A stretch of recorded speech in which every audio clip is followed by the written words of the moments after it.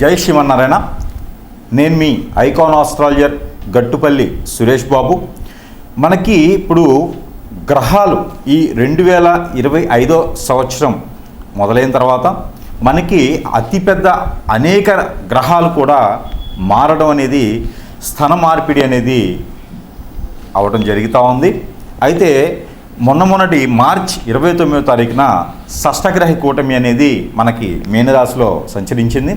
అక్కడ మనకి అన్ని రకాల గ్రహాలు, శని భగవానుడు, రవి భగవానుడు, అలానే చంద్రుడు, అలానే శుక్రుడు, రాహువు కూడా అక్కడికి రావడం జరుగుతూ ఉంది.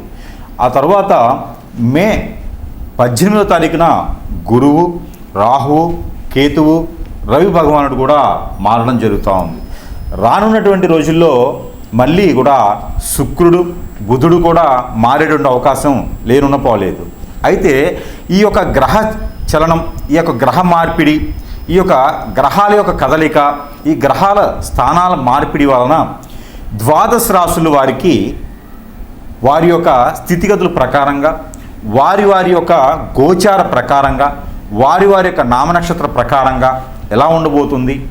అలానే ఈ యొక్క ద్వాదశ రాశుల వారికి 2025 సంవత్సరంలో అతిపెద్ద గ్రహాలు అంటే మారుతున్నాయి. కాబట్టి ఈ యొక్క మనుషుల యొక్క స్థితిగతులు కూడా, విపత్తులు కూడా, అలానే మనకి ఆ ఊహించలేనటువంటి పరిస్థితులు ఏర్పడేసి, అలానే విధంగా పరిస్థితులు కూడా మనకి అందలేదా అన్నట్టుగాను, కొందరికైతే కుడి ఎడమవటం, కొందరికైతే బొళ్ళు ఊడలవటం, కొందరికైతే నైటే కోటీశ్వర్లు అవటం, ఇలాంటి స్థితిగతులు ఉన్నటువంటి మార్పులు అయితే మనము ఖచ్చితంగా ఈ యొక్క 18 మాసములలో చూడగలుగుతాం. ఈ 18 మాసాలంటే ఏప్రిల్ మనకి మే నెలలో మారినటువంటి గురువు, రాహువు, కేతువు ఈ యొక్క గ్రహాల నుంచి ద్వాదశ రాశుల వరకు ఎలా ఉండబోతుంది, వారి యొక్క స్థితిగతులు ఏంటి అనేది మనకి 18 మాసాల వరకు, అంటే దగ్గరగా 2027 సంవత్సరం ఫిబ్రవరి మాసం వరకు కూడా ఎలా ఉండబోతుంది, మళ్ళీ గురువు మారేంత వరకు కూడా, అలానే రాహుకేతులు మళ్ళీ మారేంత వరకు కూడా ఎలా ఉండబోతుంది అనేది ఒకసారి మనము పరిశీలన చేద్దాము. ఇది మనకి ఈ యొక్క రాహువు, కేతువు, ఈ యొక్క గురువు మారడం ద్వారా ఈ యొక్క రాశి వారు చివరిగా మనకేంటంటే, ఈ రాశి వారు కనుక ఖచ్చితంగా ఈ యొక్క పరిహారం చేసుకున్నట్లయితే వారికి ఉన్నటువంటి ఆర్థిక స్థితిగతులే కాకుండా, పూర్వీకుల శాపాలు, దోషాలే కాకుండా, మనలో ఉన్నటువంటిది ప్రకృతి నుంచి వచ్చేటువంటి చెడు, నెగిటివ్ కూడా వెళ్ళే విధంగా, అలానే చేతబడి, నరదిష్టి, నరఘోష, హిప్నటిజం, బ్లాక్ మ్యాజిక్, మందు పెట్టడం లాంటివి ఉంటే వారికి సిమ్టమ్స్ బట్టి కూడా ఈ యొక్క రెమెడీ చేసుకోవడం వల్ల ఈ రాశి వారికి అద్భుతమైనటువంటి ప్రతిఫలం వస్తుంది. రానున్నటువంటి 18 మాసాల వరకు కూడా ఈ యొక్క రెమెడీ మీరు చేసుకోవచ్చు. ప్రతి 3 మాసాలకు ఒకసారి చేసుకున్నా కూడా సరిపోతుంది. అయితే ఈ రాశి వారు ముఖ్యంగా చేసుకోవాల్సినటువంటి రెమెడీ, సుబ్రహ్మణ్యేశ్వర స్వామి వారికి అభిషేకం, అర్చన, పూజ, హోమం, జపం, వీటిలో ఏదైనా సరే బుధవారం లేదా గురువారం రోజున ప్రతి 3 మాసాలకు ఒకసారి చేయించుకోవాలి.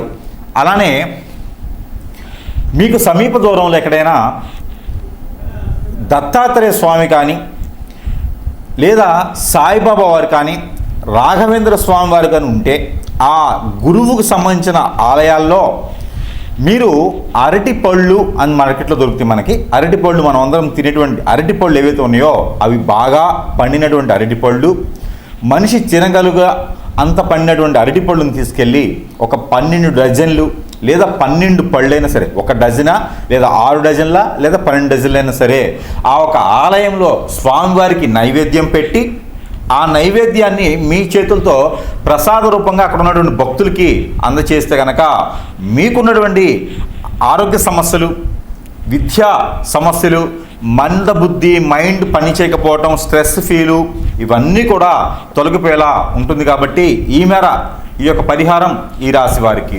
మరొకటి, మానస అమ్మవారి ఆలయంలో, లేదంటే కనుక కుమారస్వామి, సుబ్రహ్మణ్య స్వామి నాగపడిగల దగ్గర, లేదంటే కనుక అయ్యప్ప స్వామివారి ఆలయం, లేదంటే కనుక ఏదైనా గురువుకు సంబంధించిన ఆలయంలో అటుకులు, బెల్లము, దాంట్లో పుట్నాల పప్పు వేసినటువంటి నైవేద్యం ఏదైతే ఉందో ఇది ప్రతి మంగళవారం, గురువారం లేదా మీకు కుదిరినటువంటి వారంలో అయినా సరే పెట్టవచ్చు. ముఖ్యంగా మంగళవారం, గురువారం రోజున కనుక నేను చెప్పినటువంటి ఆలయాల్లో కనుక నైవేద్యం పెట్టినట్టయితే మీ పిల్లల్లో ఎదుగుదల, నరదిష్టి, నరఘోష తగ్గి ఆర్థిక ఇబ్బందులని మెరుగుపడతాయి. జాబులో వెసులుబాటు కూడా మెరుగ్గా ఉంటుంది. అలానే విదేశీ ప్రయాణం ఎవరైనా చేయాలనుకుంటే ఈ రాహుకేతు దోషాలు కనుక మీకు కనిపిస్తూ ఉంటే ఖచ్చితంగా రాహుకేతు దోషాలు కొంతమేర తగ్గేందుకు ఈ యొక్క నైవేద్యం కూడా అక్కడ మనకి అమ్మవారి దగ్గర పెట్టవచ్చు, లేదా స్వామివారి దగ్గర మీరు నైవేద్యం పెడితే కనుక ఖచ్చితంగా మీకు మంచి ప్రతిఫలం ఉంటుంది. మనకి ద్వాదశ రాశుల్లో ఒకటి సింహరాశి. ఈ యొక్క సింహరాశి వారికి రాహువు, కేతువు, గురువు ఈ 3 గ్రహాలు కూడా అతిపెద్ద గ్రహాలైనటువంటి 3 గ్రహాలు కూడా 18 మాసములకు ఒక్కసారి, 10 రోజులు అటు ఇటుగా 18 మాసాలకు ఒక్కసారి మారేటువంటి ఈ యొక్క గ్రహాలు కూడా మనకి సింహరాశిలో కేతు ఉండడం, అలానే కుంభరాశిలో రాహు ఉండడం వలన, అలానే మిథున రాశిలో గురువు ఉండడం, మీనరాశిలో కూడా మనకి శుక్రుడు, అలానే శని భగవానుడు ఉండడం ఈ యొక్క సింహరాశి వారికి మిశ్రమ ఫలితాలు అని చెప్పొచ్చు. ఎలా అయితే ఇది వినండి. మనకి ఇక్కడ మనకి శని భగవానుడు వచ్చేసి మీనరాశిలో ఉన్నాడు. అంటే కొంతమేర ఆ శని భగవానికి అశుభ దృష్టి అనేది సింహరాశి వారి మీద చూస్తూ ఉన్నాం. ఇప్పుడు దానికి కొంతమేర మార్పు అనేది మాత్రం వచ్చింది. గురువు మారడం వల్ల మార్పు వచ్చింది. ఇప్పటివరకు మీరు దేనికి ఆఫీస్కి వెళ్ళట్లేదో, దేనికి జాబ్కి వెళ్ళట్లేదో, ఎందుకు స్ట్రెస్ ఫీల్ అవుతున్నారో, అంటే మన మార్చి నుంచి ఇలానే ఉన్న పరిస్థితి సింహరాశి వారికి.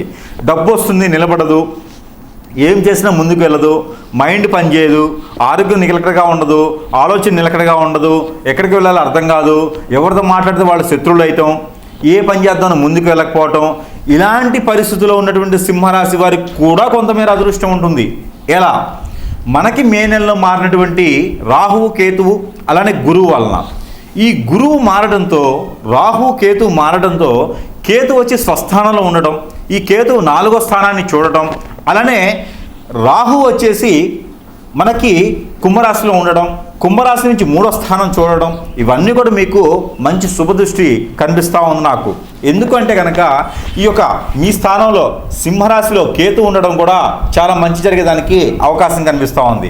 అయితే మీకు ఈ జాబులో ఉన్నటువంటి వెసులుబాటు ఏదైతే ఉందో దానికి భిన్నంగా జాబుకి మళ్ళీ వెళ్ళేటువంటి ఆలోచన, ఫారెన్కి బయటికి విదేశాలకు వెళ్ళేటువంటి ఆలోచన, ఇవన్నీ కూడా మీకు మంచి శుభదాయకమైనని మనం చెప్పొచ్చు.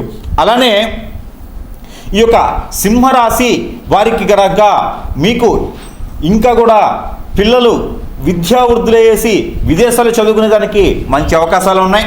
అలానే పెద్దల నుంచి ఏదైనా తగాదాలున్నా, ఆస్తి కొనుగోలు చేయాలన్నా, ఇప్పటివరకు అడ్వాన్స్ ఇచ్చి ఆగిపోయినా, మీకు మునుముందుకి మంచి జరగాలనుకున్నా కూడా మనం అనుకున్నట్టుగా చివరిలో చెప్పేటువంటి పరిహారం చూచ సింహరాశి వారు పాటించాలి. ఈ సింహరాశి వారికి స్ట్రెస్ ఫీలు, ఆరోగ్య సమస్యలు, ఏం చేయాలో అర్థం కాకపోవటం, అందరు శత్రువులు ఎవరైతే ఉన్నారో ఇవన్నీ కూడా తొలగిపోవడానికి మనం ఖచ్చితంగా ఈ యొక్క పరిహారం చేసుకోవాలి. సింహరాశి వారికి ఈ పరిహారంతో పాటు ప్రత్యేకమైనటువంటి పరిహారం, ఉదయించేటువంటి సూర్యునికి సూర్య నమస్కారం చేయండి, ఉదయించేటువంటి సూర్యునికి ఆరాధన చేయండి, ఉదయించేటువంటి సూర్యునికి నీళ్లు ఆర్జనివ్వండి. ప్రతినిత్యము ఇది చేయండి, ఉదయాన్నే ప్రతినిత్యం చేయండి. దానితో రాహువు, కేతువు, గురువు, బుధుడు, శుక్రుడు, రవి భగవానుడు, శని భగవానుడు ఎవరున్నా కూడా మిమ్మల్ని ఎవ్వరేం చేయలేరు. ఆ గ్రహాల యొక్క శోభ మీకు ఉంటుంది, ఆ గ్రహాల యొక్క అనుకూలత మీకు ఉంటుంది, ఆ గ్రహాల యొక్క వెసులుబాటు కూడా మీకు లభిస్తుంది. కాబట్టి ఈ యొక్క చిన్న పరిహారం కూడా మీరు చేసుకుంటూ ఉండండి 18 మాసాల వరకు. అలానే ఈ రాశి వారికి ఈ యొక్క పరిహారం చేసుకోవడం ద్వారా ఖచ్చితంగా ఆర్థిక స్థితిగతులే కాకుండా, ఆరోగ్య సమస్యలే కాకుండా, మరొకటి విదేశీయానానికి, అలానే ఎక్కడైనా డబ్బు ఇచ్చి ఉన్నా, ఎక్కడైనా మీరు ఇబ్బంది పడుతున్నా, ఆలోచనలు త్వరగా ఉన్నా, మీ యొక్క మందబుద్ధితో ఉన్నా, ఎలాంటి సమస్యలు కూడా తొలగిపోవాలనుకుంటే కనుక ఈ యొక్క పరిష్కారం మీ రాశి వారికి చిన్న పరిష్కారం చేసుకుంటే, అంటే పరిహారం అనేది చాలా ముఖ్యమైనది. రాసుల వారు కనుక పరిహారం, దానాలు, ధర్మాలు, యజ్ఞాలు, యాగాలు, హోమాలు, తపాలు, జపాలు ఇలాంటివన్నీ కూడా ముఖ్యమైనటువంటి పాత్ర. మన మానవ జీవితంలో ముందుకు వెళ్ళాలంటే ఖచ్చితంగా దానం చేయాలి, ఖచ్చితంగా ధర్మాన్ని పాటించాలి. అలా చేసినప్పుడే మనం వెదజల్లుతాం, పై స్థాయికి వెళ్ళగలుగుతాం. అలానే మనకి నరదిష్టి, నరఘోష, శత్రుభయం, శత్రుపేడ ఇలాంటి సమస్యల నుంచి బయటపడాలనుకున్నా, అలానే మీకు ఆర్థిక ఇబ్బందుల నుంచి బయటపడాలనుకున్నా, విదేశీ ప్రయాణించాలనుకున్నా కూడా ఉన్న స్థానాల నుంచి పైకి రావాలన్నా, శత్రుభయం, శత్రుపేట నుంచి బయటపడాలన్నా, పూర్వీకుల శాపం, పూర్వీకుల దోషం బయటపడాలన్నా కూడా ఈ 18 మాసాల్లో, అంటే మళ్ళీ మనకి రాహు కేతు మళ్ళీ మనకి మారేందు వరకు కూడా ఈ 18 మాసాల్లో కనుక ఈ చిన్న పరిహారం చేసుకున్నట్లయితే కనుక మీరు ఖచ్చితంగా విధజల్లేలాగా ఉంటుంది. ఆ పరిహారం ఏంటంటే కనుక ఈ రాశి వారు చేసుకోవాల్సినటువంటి పరిహారం, మీరు ఏదైనా మీకు సమీప దూరంలో నది, చెరువు, వాగు, కుంట, కోనేరు, సెలయేరు, బ్రహ్మగుండం లాంటి ఏదైనా ఉంటే కనుక అక్కడ మీరు చేయవలసినటువంటిది ఏంటంటే కనుక బియ్యం పిండి, బెల్లము, అలానే నల్ల నువ్వులు అన్నీ కూడా, బియ్యం పిండి 1 కిలో అయితే బెల్లం 1 అరకిలో, నల్ల నువ్వులు 100 గ్రాములు, ఇలాచీలు 20 గ్రాములు, ఇవన్నీ కూడా కలగలుపుకొని మీరు నీళ్లు పోసేసి పిండిలా చేయాలి. అంటే మనకి చెప్తే కనుక ఎలా ఉంటుందంటే చలిబిడి అంటారు. అలా ఆ టైప్లో మీరు కనుక చలిబిడి టైప్లో చేసేసి అక్కడ మీకు ఏవైతే కోరికలు, ఏవైతే దోషాలు, ఏవైతే మీరు బాధపడుతూ ఉన్నారో వాటికి సంబంధించి మీరు మనసులో తలుచుకుంటూ అక్కడ మీరు ఆ పిండిని తీసుకుని వెళ్ళి 11 ఉండలు చేయాలి. 11 ఉండలు చేసేసి మీరు ఒక్కొక్క ఉండకి మీకున్నటువంటి కోరిక, ఒక్కొక్క ఉండకి మీకున్నటువంటి దోషం, ఇలాగ మీరు ఆ నదిలో కానీ, చెరువులో కానీ, సముద్రంలో కానీ ఎక్కడైనా సరే మీ సమీప దూరంలో ఉన్నటువంటి వాటిల్లో కనుక వేసినట్లయితే కనుక మీకున్నటువంటి కోరికలు నెరవేరేదానికి త్వరగా ఉంటుంది. అలానే దోషాలు ఏమైనా ఉన్నా కూడా అవన్నీ కూడా పటాపంచలు అయిపోయేదానికి నవగ్రహాలన్నీ కూడా మీకు శాంతి పలిగేసి ఆ నవగ్రహ శోభ అనేది మీకు ఖచ్చితంగా వెదజల్లుతుంది. నవగ్రహ శాంతి చేసుకోవాలి. అలానే మరొక రెమెడీ ఇంకొకటి ఏంటంటే కనుక నవగ్రహాలకి నవధాన్యాలతో అభిషేకించడం, నవగ్రహాలకి నువ్వుల నూనెతో అభిషేకించడం, అలానే రాహువు కేతువుకి సపరేట్గా, కేతువుకైతే ఉలవలు, రాహువుకైతే కందులు కనుక మీరు అక్కడ అభిషేకం చేసుకోవాలి. ఆ అభిషేకం చేసుకున్న రోజున 11 ప్రదక్షిణలు చేయాలి అక్కడ నవగ్రహాల మండపానికి. బ్రాహ్మణత్వానికి దానం ఇవ్వగలిగితే ఉత్తమం. అయితే బ్రాహ్మణత్వానికి దానం ఇచ్చినట్టయితే కనుక కాలికి నమస్కారం చేయకూడదు బ్రాహ్మణునికి. ఇది మాత్రం ఖచ్చితంగా అందరూ గుర్తుపెట్టుకోవాలి. ఆ తర్వాత మరొక రెమెడీ కూడా మీకు వివరిస్తున్నా. ఈ రాశివారు కనుక ఈ రెమెడీ చేసినట్టయితే కనుక ఖచ్చితంగా మీకు పై స్థాయికి వచ్చేలాగా ఉంటుంది. రాహువు కేతువు సంబంధించి పెళ్లి కానటువంటి వారు ఎవరైనా ఉంటే కనుక వారికి కూడా ఈ రెమెడీ పనిచేస్తుంది. పెళ్లి కానటువంటి వారు, ఆర్థిక ఇబ్బందులు ఉన్నవారు, ఆ కోర్టు వ్యవహారాలు ఉన్నవారు, పెళ్ళి అయ్యి పిల్లలు పుట్టినటువంటి వారు, భార్యాభర్తలు వచ్చిన ఎడబాటు భారం ఉన్నవారు, తల్లిదండ్రులకి పిల్లలకి దూరంగా ఉన్నవారు, ఒకరికంటే ఒకరికి పడనటువంటి వారు, తగాదాలు అవుతున్న వారు, ఆస్తి తగాదాలు కూడా వాళ్ళు పడేటువంటి వారు ఎవరైతే ఉన్నారో వారందరూ కూడా ఈ యొక్క పరిహారం చేసుకోవచ్చు. అవి ఏంటి అంటే కనుక మీకు సమీప దూరంలో రావి చెట్టు, వేప చెట్టు కలిసి ఉంటే తెల్లదారం 9 పోగులు చేయండి. 9 పోగులకి పసుపు రాయండి, గంధము పసుపు రాయండి, కుంకుమ రాయకూడదు. గంధము పసుపు రాసేసి ఆ ఒక పోగుల్ని చెట్టు చుట్టూతో 3 సార్లు వచ్చేలాగా మీరు అవి చేయగలగాలి. అది చేసేసి ఆ చెట్టు పాదిలోనూ మీరు గంధము, కుంకుమ పువ్వు వేసినటువంటి నీరు, పన్నీరు ఏదైతే ఉందో ఆ పన్నీరు నీటిని ఆ పాదిలో కనుక మీరు పోయాలి. దాంట్లో షుగర్ కూడా వేయాలి. 1 స్పూను 2 స్పూన్స్ షుగర్ కూడా అందులో వేసి పాదిలో పోసినట్టయితే కనుక పెళ్లి కానటువంటి వారికి పెళ్లి ఖచ్చితంగా అవుతుంది. పెళ్లి అయిన సంగతి వారైతే ఒకసారి మాత్రమే పెళ్లి గురించి నేను చెప్తాను. ఒక్కసారి మొదటిసారిగా పెళ్లి చేసుకునే వారికి ఇంకా అవ్వలేదు, లేట్ అవుతుంది అనుకున్న వారికి అయితే ఖచ్చితంగా ఈ పరిహారం చేయండి, పెళ్ళి అవుతుంది 3 మాసాల లోపే. మరొకటి, ఈ రాహుకేతు నుంచి ఎక్కువ బాధిస్తూ ఉన్నారు, అలానే ఎక్కువ ఆలోచన విధానం ఫాస్ట్గా ఆలోచించుకుంటున్నాను అనుకున్న వారు ఎవరైనా ఉంటే వారు బియ్యము, ఒక వెండి కాయిను ఏదైతే ఉందో అవి పంచలోకాలతో ఉన్నటువంటి ఒక తీగ, అలానే నల్ల నువ్వులు, అలానే తెల్ల ఆవాలు ఇవన్నీ కూడా 50 గ్రాములు తీసుకోండి. కర్పూరం బిళ్ళలు ఒక 50 గ్రాములు తీసుకోండి, హారతి కర్పూరం అంటారు. ఇవన్నీ కూడా తీసుకుని వెళ్ళేసి హనుమాన్ మందిరంలో అక్కడ ఉన్నటువంటి నవగ్రహాలు ఉంటే కనుక అక్కడ మీరు ఆ నవగ్రహాల మీద అభిషేకం చేయండి. ఒక 3 వారాలు హనుమాన్ మందిరంలో నువ్వుల నూనె, గంధము, ఇవన్నీ కూడా దానం ఇవ్వండి. ఎంతైనా ఇవ్వచ్చు. హనుమాన్ మందిరంలో శనివారం కాదా మంగళవారం రోజున దానం ఇవ్వండి. వీటి ద్వారా ఆలోచన విధానం, మందబుద్ధి, పెళ్ళిళ్ళు లేట్ అవ్వటం లాంటివి తగ్గిపోతాయి. అలానే మీకు ఆలోచించేటువంటి విధానం కూడా ఖచ్చితంగా మార్పు వస్తుంది.